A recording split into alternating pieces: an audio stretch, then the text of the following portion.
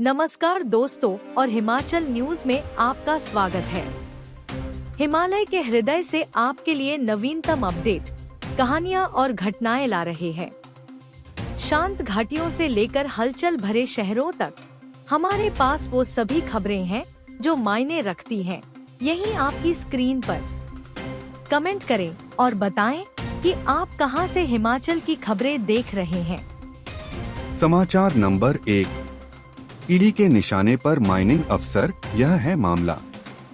प्रदेश के ऊना जिला के अवैध खनन मामले में ईडी की जांच से खनन विभाग के और अफसरों पर भी गाज गिर सकती है। ऊना जिला में चल रहे क्रशरों में करोड़ों के घपले में खनन विभाग के कई और अधिकारी जांच के दायरे में आ सकते हैं। ईडी ने अवैध खनन मामले की परतें उधेड़ा शुरू कर दी हैं। ईडी की जांच में अवैध खनन मामले से जुड़े कई अहम खुलासे हो सकते हैं।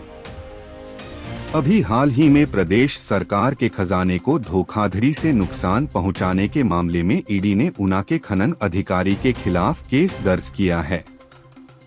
ईडी जांच में खुलासा हुआ है कि वे धोखाधड़ी से जुड़ी अवैध गतिविधि के माध्यम से प्राप्त अपराध की आय से जुड़ी प्रक्रिया गतिविधि में शामिल थे और राज्य सरकार के खजाने को धोखाधड़ी और गलत तरीके से नुकसान पहुंचाते थे।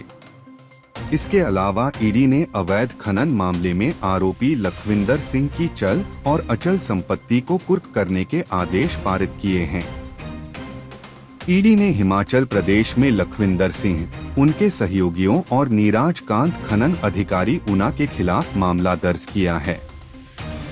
ईडी की जांच में पता चला है कि वे धोखाधड़ी से जुड़ी अवैध गतिविधि के माध्यम से प्राप्त अपराध की आय से जुड़ी प्रक्रिया गतिविधि में शामिल थे और राज्य सरकार के खजाने को धोखाधड़ी और गलत तरीके से नुकसान पहुंचाते थे। ऊना में किए गए अनधिकृत खनन के मामले में ईडी की जांच से पता चला कि लखविंदर सिंह ऊना जिला में मैसर्स लखविंदर सिंह के नाम से 3 क्रशर इकाइयां चला रहा था। मैसर्स लखविंदर ने जानबूझकर और बेईमानी से हिमाचल प्रदेश माइनर के तहत दायर किए जाने वाले वैधानिक रिटर्न में वास्तविक उत्पादन को छुपाया। जांच में पता चला है कि आरोपी ने सरकार के रिकॉर्ड में दर्ज मात्रा से कहीं अधिक खनन किया है। सरकार को 79.87 करोड़ की चपत। ईडी की जांच में खुलासा हुआ है कि आरोपी ने राज्य सरकार को धोखा दिया और करीब 79.87 करोड़ रुपए का घपला किया है। ईडी ने आरोपी लखविंदर सिंह की चल और अचल संपत्ति को कुर्क करने के लिए अनंतिम कुर्की के आदेश पारित किए हैं। अवैध खनन मामले में ऊना जिला के खनन अधिकारी नीरज कांत के खिलाफ एफआईआर दर्ज की है। ईडी की कार्रवाई अभी कई अहम खुलासे हो सकते हैं। समाचार नंबर 2, 1 लाख से ज्यादा वोटों से जीत हार। बीते लोकसभा चुनाव में मोदी लहर ने हिमाचल के मतदाताओं का स्वाद भले ही बदला हो, लेकिन इतिहास में अपने बूते जीत और हार दर्ज करने वाले नेताओं ने भी मतों के बड़े पहाड़ खड़े किए हैं। बीते 35 सालों में 10 लोकसभा चुनाव देश में हुए हैं। इनमें 16 परिणाम ऐसे हैं जिनके बीच हार और जीत का फैसला 1 लाख से ज्यादा मतों के अंतर से हुआ है। मोदी लहर में हिमाचल में वोटों की बम्पर बारिश हुई और इसका बड़ा फायदा भाजपा उम्मीदवारों को मिला। लोकसभा चुनाव में 72% से ज्यादा मतदान हुआ है। यही वजह रही कि जीत और हार का अंतर पहली मर्तबा 3 लाख को पार कर गया। जीत का सबसे बड़ा रिकॉर्ड कांगड़ा सीट पर बना। यहाँ किशन कपूर 4,77,000 मतों की बड़ी लीड से चुनाव जीते। यह जीत न केवल हिमाचल बल्कि पूरे देश में राजनीति के इतिहास में दर्ज हो गई है। प्रदेश की राजनीति में 1984 का लोकसभा चुनाव ऐसा था। इसमें चारों ही सीटों पर फैसला 1 लाख से ज्यादा मतों के अंतर से हुआ। उस दौर में कांग्रेस ने बम्पर बढ़त के साथ लोकसभा की सभी सीटों पर कब्जा जमाया था। शिमला सीट पर कृष्ण दत्त सुल्तानपुरी 1,96,291 वोट के अंतर से चुनाव जीते थे।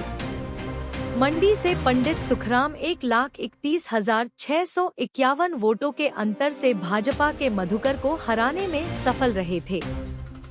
हमीरपुर से भाजपा के दिग्गज पूर्व मुख्यमंत्री प्रेम कुमार धूमल 1,24,933 वोटों के अंतर से चुनाव हार गए थे। उन्हें नारायण चंद ने हराया था। कांगड़ा से चौधरी श्रवण कुमार को 1,17,433 वोटों से हार का सामना करना पड़ा था। इस चुनाव में कांगड़ा सीट से चंद्रेश कुमारी ने जीत दर्ज की थी। 1996 के लोकसभा चुनाव में मंडी सीट पर पंडित सुखराम ने जीत का कीर्तिमान स्थापित किया था। इस चुनाव में उन्होंने अपने प्रतिद्वंद्वी अदान सिंह ठाकुर को 1,53,223 वोटों के अंतर से हराया था। उन्हें 3,28,186 वोट मिले थे। 1998 में मंडी सीट पर महेश्वर सिंह की जीत सबसे बड़ी रही। महेश्वर सिंह ने प्रतिभा सिंह को 1,31,832 वोट के अंतर से पराजित किया था। महेश्वर सिंह को 3,04,310 वोट मिले थे।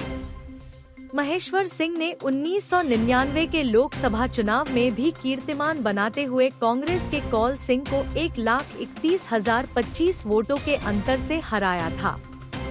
इस चुनाव में 3 सीटों पर हार और जीत का फैसला 1 लाख से ज्यादा वोट के अंतर से हुआ। हमीरपुर में सुरेश चंदेल ने रामलाल ठाकुर को 1,29,247 वोटों के अंतर से हराया, जबकि कांगड़ा में शांता कुमार ने सत महाजन को 1,07,42 वोटों से पराजित किया था। 2004 के लोकसभा चुनाव में शिमला सीट पर कर्नल धनी राम शांडिल ने भाजपा के हीरा नंद कश्यप को 1,08,180 वोटों के अंतर से पराजित किया। कर्नल धनी राम शांडिल को 3,11,182 वोट मिले थे। केडी सुल्तानपुरी पर सुखराम ने बनाया था रिकॉर्ड।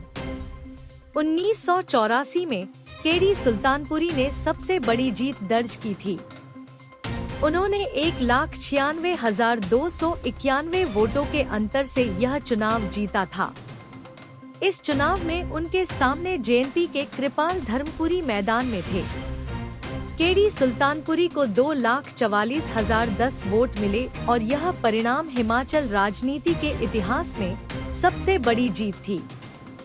मंडी संसदीय सीट पर 1996 के लोकसभा चुनाव में पंडित सुखराम ने 1.5 लाख से ज्यादा मतों के अंतर से जीत का कीर्तिमान बनाया था। उन्होंने अपने प्रतिद्वंद्वी अदान सिंह ठाकुर को 1,53,223 वोटों के अंतर से हराकर यह चुनाव जीता था। 2019 में बने बड़े कीर्तिमान। 2019 के लोकसभा चुनाव में चारों सीटों पर जीत और हार का फैसला 3 लाख से ज्यादा वोट के अंतर से हुआ था। इनमें सबसे बड़ी जीत 4,77,623 वोट के अंतर से कांगड़ा में हुई थी। किशन कपूर को 7,25,218 वोट हासिल किए थे, जबकि कांग्रेस के पवन काजल को 2,47,595 वोट मिले थे। मंडी में रामस्वरूप शर्मा जीत का अंतर 4,05,559 वोट का था। रामस्वरूप शर्मा को 6,47,189, जबकि आश्रय शर्मा को 2,41,730 वोट मिले थे। हमीरपुर में अनुराग ठाकुर की जीत का अंतर 3,99,572 रहा था। शिमला संसदीय सीट पर सुरेश कश्यप ने 3,27,515 अंतर से जीत दर्ज की थी। इस चुनाव में सुरेश कश्यप को 6,06,183 वोट मिले थे, जबकि धनीराम शांडिल 2,78,668 वोट मिले थे। समाचार नंबर 3। प्रेम कुमार धूमल की एंट्री के बाद 8 बार जीती भाजपा। हिमाचल प्रदेश में राजनीति का केंद्र बिंदु बन चुके हमीरपुर संसदीय क्षेत्र में पिछले 4 दशकों के दौरान धूमल परिवार का दबदबा कायम रहा है। धूमल परिवार की बदौलत ही कभी कांग्रेस की मजबूत सीट माने जाने वाला हमीरपुर लोकसभा क्षेत्र अब भाजपा के गढ़ के रूप में परिवर्तित हो चुका है। आलम यह है कि पिछले लगातार 8 लोकसभा चुनावों में कांग्रेस को इस सीट पर हार का मुंह देखना पड़ा है। 1984 से लेकर 2019 तक हमीरपुर लोकसभा क्षेत्र में 2 उपचुनाव सहित कुल 12 चुनाव संपन्न हुए हैं। इसमें भाजपा ने 10 बार जीत दर्ज की तो कांग्रेस के हिस्से मात्र 2 जीत ही आई है। धूमल परिवार ने यहां से 9 बार चुनाव लड़ा है, जिसमें 7 बार उन्होंने जीत का स्वाद चखा है। प्रेम कुमार धूमल 3 बार व उनके पुत्र अनुराग ठाकुर 4 बार यहां से सांसद बन चुके हैं। पिछले 40 साल में 29 साल धूमल परिवार ने ही इस संसदीय क्षेत्र का प्रतिनिधित्व किया है, जबकि बीच में मेजर जनरल विक्रम सिंह 2 साल व सुरेश चंदेल 9 वर्ष के लिए यहां से सांसद रहे हैं। अब 2024 के लोकसभा चुनावों में भाजपा के अनुराग ठाकुर लगातार 5वीं बार इस क्षेत्र से भाजपा प्रत्याशी के रूप में चुनावी मैदान में है तथा इस बार उनका मुकाबला कांग्रेस के सतपाल राजजादा से होगा। एचडीएम 1989 में की वापसी। 1989 में राम मंदिर आंदोलन के दम पर भाजपा ने इस सीट पर शानदार वापसी की तथा भाजपा नेता प्रेम कुमार धूमल ने नारायण चंद पराशर को 31,575 मतों के अंतर से हराकर पहली बार इस सीट पर भगवा परचम लहराया था। धूमल को इस चुनाव में 47.7% मत पड़े थे, जबकि नारायण चंद पराशर को 41.4% मत मिले थे। 1991 में देश में हुए मध्यावधि चुनाव में एक बार फिर से प्रेम कुमार धूमल ने 0.8% मतों के अंतर से इस सीट से जीत दर्ज की तथा लगातार दूसरी बार वह संसद पहुंचे। धूमल यह चुनाव 3,738 मतों के अंतर से जीत थे। प्रेम कुमार धूमल को 2,05,970 मत व नारायण चंद पराशर को 2,02,332 मत पड़े थे। 1996 के लोकसभा चुनाव में कांग्रेस के मेजर जनरल विक्रम सिंह ने प्रेम कुमार धूमल को 15,113 मतों के अंतर से हरा दिया था। 1984 में प्रेम कुमार धूमल को मिली थी हार। प्रेम कुमार धूमल ने 1984 में पहली बार इस संसदीय क्षेत्र से अपने राजनीतिक जीवन की शुरुआत की थी। हालांकि अपने पहले चुनाव में उन्हें हार का मुंह देखना पड़ा था। उस समय तत्कालीन प्रधानमंत्री इंदिरा गांधी की हत्या के उपरांत देश भर में कांग्रेस पार्टी के समर्थन में उपजी सहानुभूति लहर में प्रेम कुमार धूमल भी बुरी तरह हार गए थे। प्रेम कुमार धूमल अपने पहले चुनाव में मात्र 29.9% मत प्राप्त कर पाए थे तथा उन्हें 1,17,281 मत पड़े थे, जबकि उस समय कांग्रेस के प्रत्याशी नारायण चंद पराशर ने 61.8% मत प्राप्त कर प्रेम कुमार धूमल को 1,2,4,9,3,3 मतों के अंतर से हराकर इस संसदीय क्षेत्र से तीसरी बार जीत दर्ज की थी। नारायण चंद पराशर इससे पहले भी 1971 व 1980 में लोकसभा चुनाव जीत चुके थे। सुरेश चंदेल को 3 बार मिली जीत। 1998 में प्रेम कुमार धूमल के राज्य के मुख्यमंत्री बनने के बाद भाजपा ने सुरेश चंदेल को इस सीट से उतारा, जिन्होंने विक्रम सिंह को पराजित कर फिर से इस सीट पर भाजपा को काबिज किया। इसके बाद 1999 व 2004 के चुनावों में सुरेश चंदेल ने कांग्रेस के रामलाल ठाकुर को पराजित कर भाजपा के सिलसिले को कायम रखा। 2007 के उपचुनाव में भाजपा ने एक बार फिर से प्रेम कुमार धूमल को चुनाव मैदान में उतारा, जिन्होंने रामलाल ठाकुर को 80,059 मतों से हराकर अपनी तीसरी जीत दर्ज की। 2008 में विधानसभा चुनावों में भाजपा की जीत के बाद प्रेम कुमार धूमल ने मुख्यमंत्री संभालने के बाद लोकसभा सीट से त्यागपत्र दे दिया, जिसके बाद हुए उपचुनाव में अनुराग ठाकुर ने पहली बार चुनावी समर में उतरते हुए कांग्रेस के ओपी रत्न को 1,7,4,6,6,6 के विशाल अंतर से हराकर भाजपा के जीत के क्रम को जारी रखा। 2009 में अनुराग ठाकुर ने कांग्रेस के नरेंद्र ठाकुर को 72,732 मतों से हराकर दूसरी जीत दर्ज की, जबकि 2014 में अनुराग ठाकुर ने कांग्रेस के राजेंद्र राणा को 98,403 मतों से पराजित कर तीसरी बार जीत दर्ज की। 2019 के चुनावों में मोदी लहर पर सवार अनुराग ठाकुर ने तमाम रिकॉर्ड तोड़ते हुए कांग्रेस के रामलाल ठाकुर को 3,99,572 मतों के विशाल अंतर से हराते हुए लगातार चौथी जीत दर्ज की। समाचार नंबर 4। ईद और बकरीद पर एचआरटीसी बस में मुस्लिम महिलाओं को फ्री सफर। हिमाचल पथ परिवहन निगम ने ईद और बकरीद पर मुस्लिम महिलाओं को बड़ा तोहफा दिया है। प्रदेश में ईद और बकरीद पर मुस्लिम महिलाओं को सरकारी बसों में फ्री बस सेवा की सुविधा मिलेगी। हिमाचल पथ परिवहन निगम ने इस बारे निर्देश जारी किए हैं। हिमाचल पथ परिवहन निगम ने बताया कि 11 अप्रैल को ईद के दिन मुस्लिम महिलाओं को एचआरटीसी की बसों में फ्री सफर करने की सुविधा मिलेगी। प्रदेश में मुस्लिम महिलाओं की आबादी काफी कम है। प्रदेश के चंबा, शिमला, सिरमौर, ऊना और मंडी जिला में मुस्लिम आबादी अधिक है। ईद और बकरीद पर सुबह से शाम तक यह सुविधा दी जाएगी। बस में इस सुविधा का लाभ लेने के लिए मुस्लिम महिलाओं को पहचान पत्र दिखाना होगा। ईद और बकरीद पर मुस्लिम महिलाओं को सरकारी बसों में फ्री बस सेवा की सुविधा मिलेगी।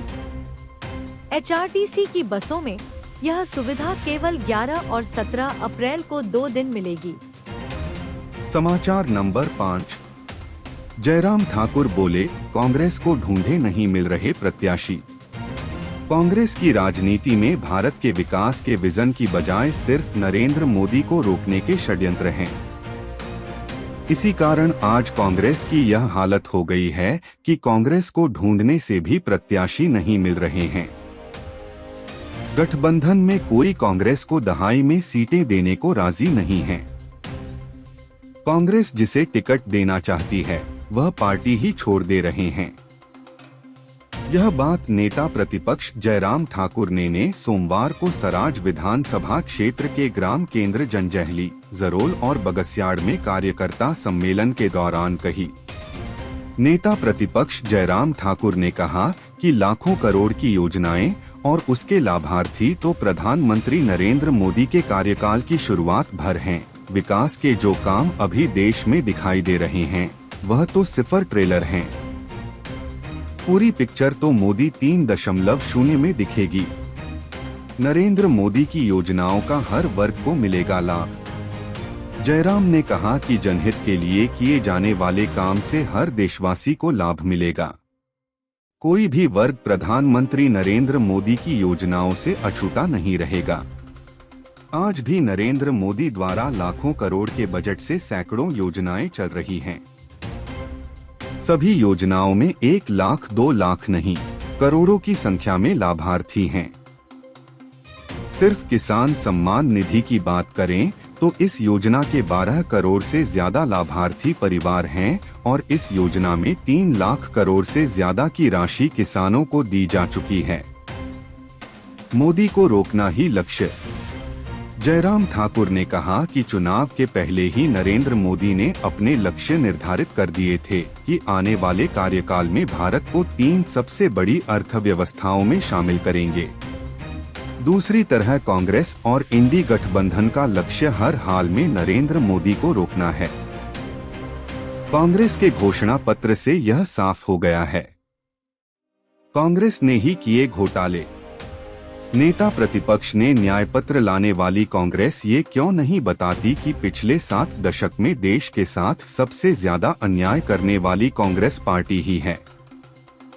इनके किए घोटाले, दिए अत्याचार और थोपे आपातकाल को देश आज भी नहीं भूला है। ये लोग भारत के टुकड़े करना चाहते हैं और ये देश को पीछे ले जाना चाहते हैं। समाचार नंबर 6। शिमला सीट पर कांग्रेस को प्रत्याशी की तलाश। हिमाचल प्रदेश की राजनीति में हाल ही में आई सुनामी के बाद कांग्रेस खुद को रेस्क्यू करने में जुटी हुई है। यही कारण है कि कांग्रेस लोकसभा चुनाव के लिए उम्मीदवारों के नामों पर खूब मंथन कर रही है। कांग्रेस उम्मीदवारों के चयन में फूंक कर पांव रखना चाहती है। हिमाचल में मिशन लोटस के मुरझाने के बाद चित्त और पट के खेल में भाजपा भी कोई रिस्क नहीं लेना चाहती है।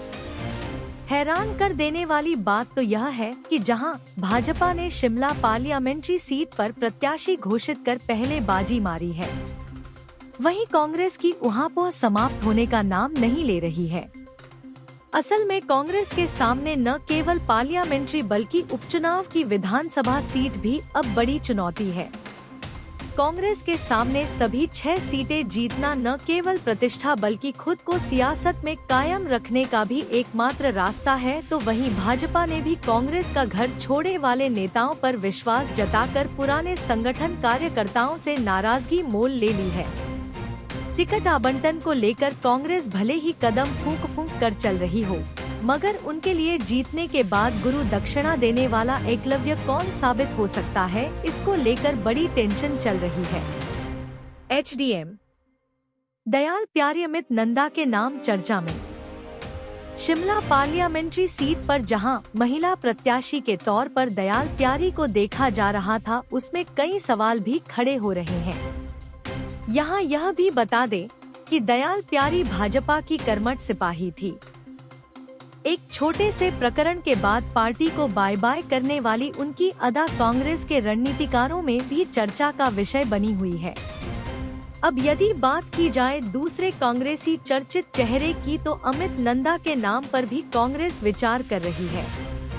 एंटी इनकम्बेंसी के चलते सिरमौर के 2 विधानसभा क्षेत्र को छोड़कर अमित नंदा शिमला और अपर शिमला बेल्ट में बेहतर स्थिति बन सकते हैं। हालांकि दयाल प्यारी इन सभी समीकरणों में बेहतर साबित होती है, मगर वह अपने विधानसभा क्षेत्र में तब तक कमजोर है जब तक उसके सिर पर दिग्गज कांग्रेसी रहे गंगूराम मुसाफिर का हाथ नहीं पड़ जाता। फिलहाल शिमला लोकसभा सीट पर कांग्रेस के उम्मीदवार की घोषणा में देरी भाजपा के लिए मददगार बनती जा रही है। समाचार नंबर 7। मतदान मतगणना के दिन खुले रहेंगे स्वास्थ्य संस्थान। लोकतंत्र के महापर्व लोकसभा चुनाव में होने वाले मतदान और मतगणना के दौरान प्रदेश के सभी स्वास्थ्य संस्थान खुले रहेंगे। लोकसभा चुनाव के लिए चुनाव आयोग की ओर से 1 जून मतदान की तिथि और 4 जून मतगणना की तिथि निर्धारित की गई है। इस दौरान जहां स्वास्थ्य कर्मी भी अपनी ड्यूटी निभाएंगे, वहीं स्वास्थ्य कर्मियों पर चुनावी ड्यूटी देने के साथ ही लोगों के स्वास्थ्य की भी जिम्मेदारी होगी। स्वास्थ्य विभाग की ओर से स्वास्थ्य कर्मियों की ड्यूटी को लेकर प्रक्रिया अपनाई जा रही है। चुनाव के दौरान संबंधित पोलिंग स्टेशन पर स्थानीय स्वास्थ्य केंद्र के माध्यम से प्राथमिक उपचार की सुविधा भी रहेगी। स्वास्थ्य विभाग की ओर से इसके लिए अब आगामी प्रक्रिया अपनाई जा रही है। स्वास्थ्य विभाग की ओर से स्वास्थ्य अधिकारियों को निर्देश जारी किए गए हैं। विभागीय अधिकारियों की माने तो स्वास्थ्य विभाग की ओर से पोलिंग स्टेशन के नजदीकी स्वास्थ्य केंद्र से पोलिंग स्टेशन की मैपिंग की जाएगी। पोलिंग स्टेशन पर प्राथमिक उपचार की सुविधा भी रहेगी। इसके लिए स्वास्थ्य विभाग की ओर से आशा वर्करों की मदद ली जाएगी। इसके अलावा एम्बुलेंस हाई अलर्ट पर रहेगी ताकि कहीं पर भी जरूरत पड़े पर तुरंत एम्बुलेंस सुविधा मुहैया करवाई जाए। इसके अलावा जिन स्वास्थ्य कर्मियों की चुनावी ड्यूटी होगी, उन कर्मियों को पोस्टल बैलेट पेपर की सुविधा मुहैया करवाई जाएगी। उधर मुख्य चिकित्सा अधिकारी बिलासपुर डा प्रवीण कुमार चौधरी ने बताया कि उच्च अधिकारियों की ओर से दिए गए निर्देशानुसार आगामी प्रक्रिया अपनाई जा रही है। इसके अलावा सभी स्वास्थ्य केंद्र मतदान के दिन और मतगणना के दिन भी खुले रहेंगे। उच्च अधिकारियों की ओर से मिले निर्देशों के बारे में स्वास्थ्य अधिकारियों को अवगत करवा दिया गया है। समाचार नंबर 8। पहली से 8वीं कक्षा की परीक्षाओं का शेड्यूल जारी।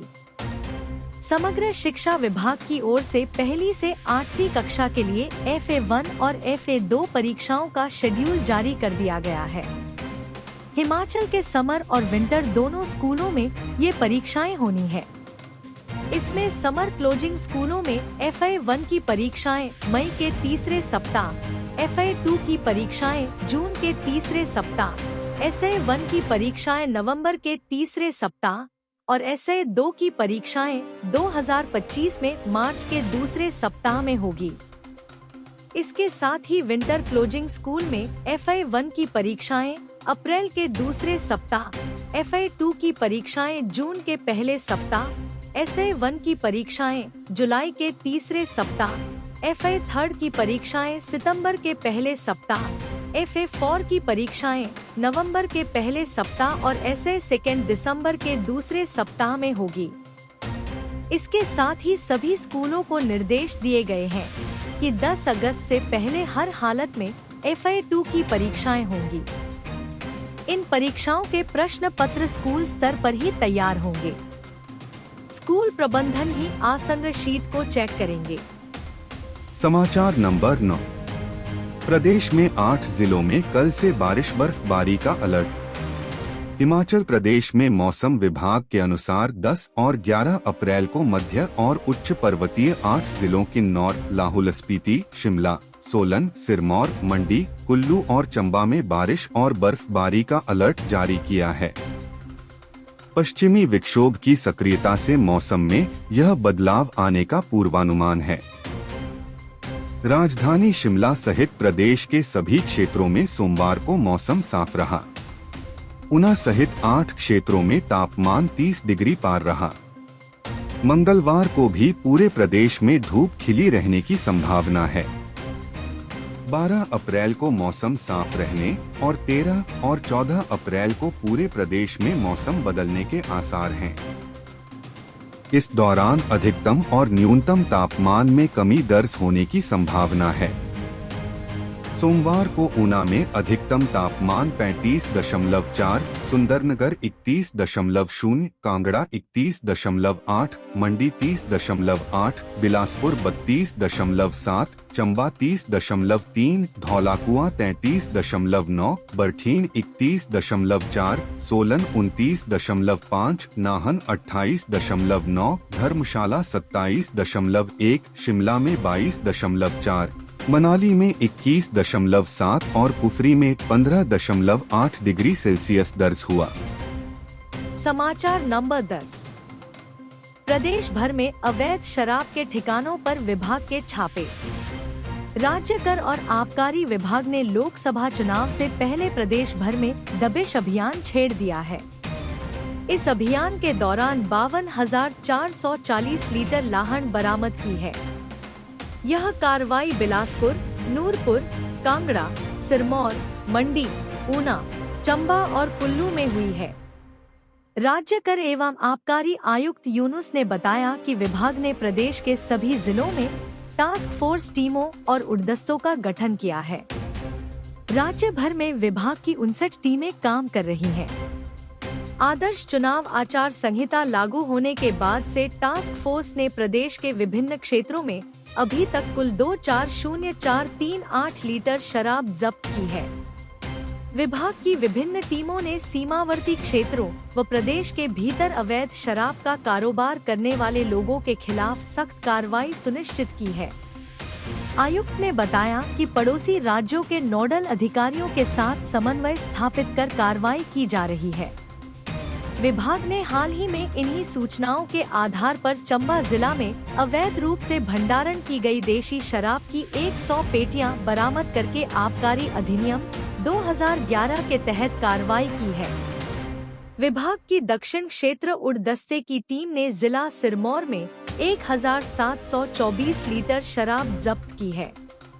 इससे पहले मध्य क्षेत्र फ्लाइंग स्क्वाड की टीम ने पुलिस के साथ संयुक्त कार्रवाई करते हुए पंजाब राज्य की सीमा के साथ लगते बिलासपुर जिला के धलेटी गांव के साथ तरसुआ इलाके में तलाशी के दौरान अवैध शराब निकालने के लिए 2 भट्टियां लगाई गई थी। संयुक्त टीम ने त्वरित कार्रवाई करते हुए लगभग 1,200 लीटर लाहन नष्ट की गई। विभाग की नूरपुर टीम ने भी पंजाब आबकारी टीम के साथ संयुक्त रूप से कार्रवाई करते हुए इंदौरा क्षेत्र के डाहकुलारा गांव में लगभग 2000 लीटर लाहन बरामद करके नष्ट की गई। जिला कांगड़ा की आबकारी टीम ने पुलिस के साथ संयुक्त कार्रवाई में एक घर से अवैध रूप से रखी गई देशी शराब की पेटियां बरामद की हैं। अवैध शराब के खिलाफ जीरो टॉलरेंस नीति। हिमाचल प्रदेश में स्वतंत्र और निष्पक्ष चुनाव के मद्देनजर किसी भी प्रकार की अवैध गतिविधि को रोकने के लिए विभाग सीमावर्ती राज्यों के आबकारी अधिकारियों व हिमाचल पुलिस के साथ समन्वय स्थापित कर अवैध शराब के कारोबार में संलिप्त लोगों पर नियमानुसार कार्रवाई अमल में ला रहा है।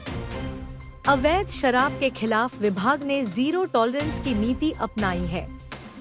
आबकारी आयुक्त ने बताया कि भविष्य में भी इस प्रकार की गतिविधियों पर कड़ी नजर रखी जाएगी व नियमानुसार सख्त से सख्त कार्रवाई अमल में लाई जाएगी।